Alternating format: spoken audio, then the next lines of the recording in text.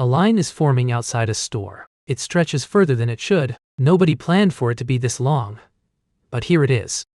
Waiting is one of the most universal human experiences. Every economy runs on queues even when we cannot see them clearly. A queue is simply demand arriving faster than supply can serve it. When more people want something than can be delivered right now, a line forms. The moment arrivals outpace service, the line starts growing. Each new person adds weight to the wait for everyone already standing there. This is called queue buildup. It happens in grocery stores, in hospitals, in traffic, and in almost every economic system that handles demand. Most people dislike waiting. That feeling is not just frustration. It is a signal that time is being used without producing anything in return. Economists call this the cost of waiting. Time spent in a queue is time not spent working, producing, or doing something more valuable to you.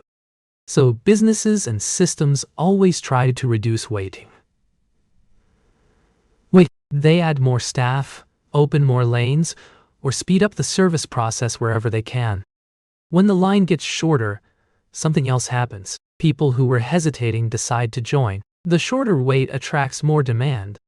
This is the queue paradox. Every improvement that reduces waiting tends to invite more people, which gradually rebuilds the wait again over time. This pattern has a name in economics: induced demand. When you make something easier to access, more people access it, erasing the original improvement. Adding lanes to a highway is one of the most studied examples. More lanes attract more drivers, and the congestion returns within a few years. The same principle applies to queues everywhere. Faster service invites more customers. Shorter waits attract people who previously chose not to participate at all. Now businesses face a choice. They can keep expanding capacity, or they can let the queue grow and use it as a signal about how much demand actually exists. A queue is not always a problem. For a business, a visible line can signal popularity and help measure whether expansion is worth the investment. But what if you could remove the visible line entirely? Some systems replaced physical queues with digital ones, putting the wait inside an app instead of on a sidewalk. Moving a queue into an app does not eliminate waiting. It relocates the wait into time, spreading it across minutes or hours people fill with other activity. This is a key insight. Making waiting less visible does not reduce the total amount of waiting in the system. It just changes where and how people experience it.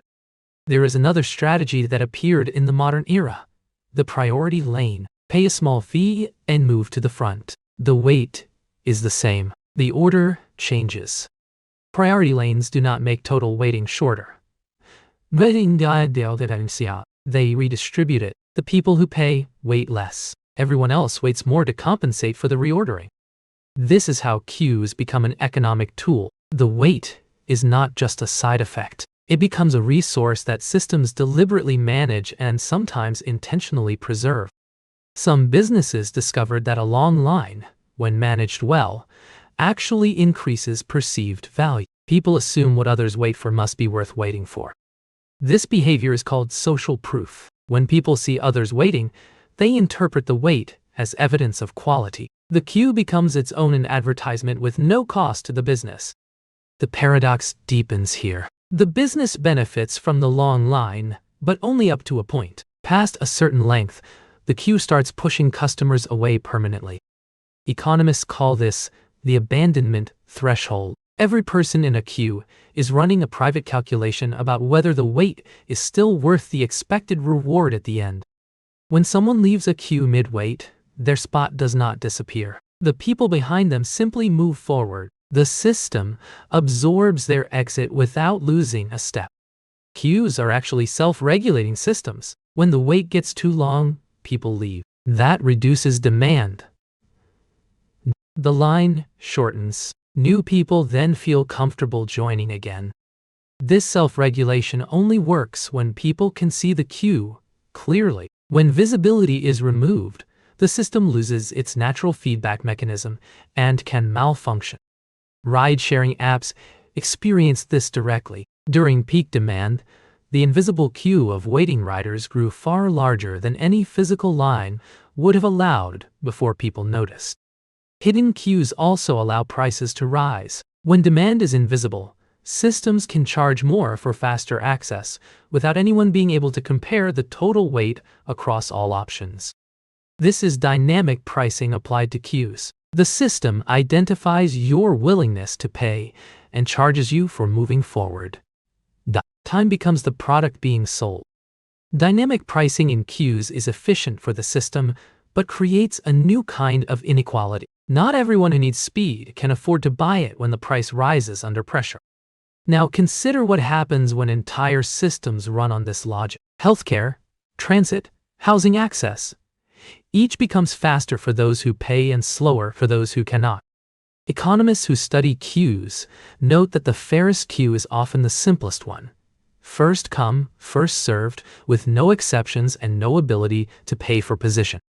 But pure first come, first served also has a cost. It rewards people who have time to wait, and disadvantages those who cannot afford to spend hours in a physical line. Every queue design involves a trade-off: speed versus fairness, visibility versus convenience, simplicity versus efficiency. There is no system that optimizes all three at once. Interestingly, the most hated queues are not always the longest ones. Research shows that uncertain waits feel longer than certain waits of the same actual duration. This is why many systems now show estimated wait times. A known, accurate estimate reduces perceived frustration even when it cannot reduce the actual time being spent waiting.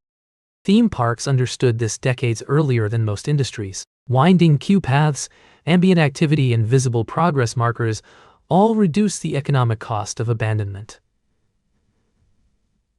Winding queue paths.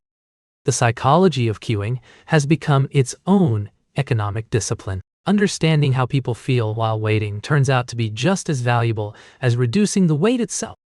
The systems that manage queues best are the ones that treat waiting as an experience to design, not just an inconvenience to minimize as quickly as possible. And yet, even perfectly designed queues face the same original constraint. Demand still arrives faster than supply at peak moments. The line still forms. The physics remain unchanged. This is the central lesson of every queue in every economic system. Efficiency can be improved, but demand responds to every improvement and tends to refill the available capacity. Understanding queues does not make them disappear. It does help you see them differently, as signals about where demand and supply are not yet aligned in any system you encounter. The queue outside the store is still there. It is shorter now, but the system that produces it is exactly where it was. Tomorrow, the pressure will build again.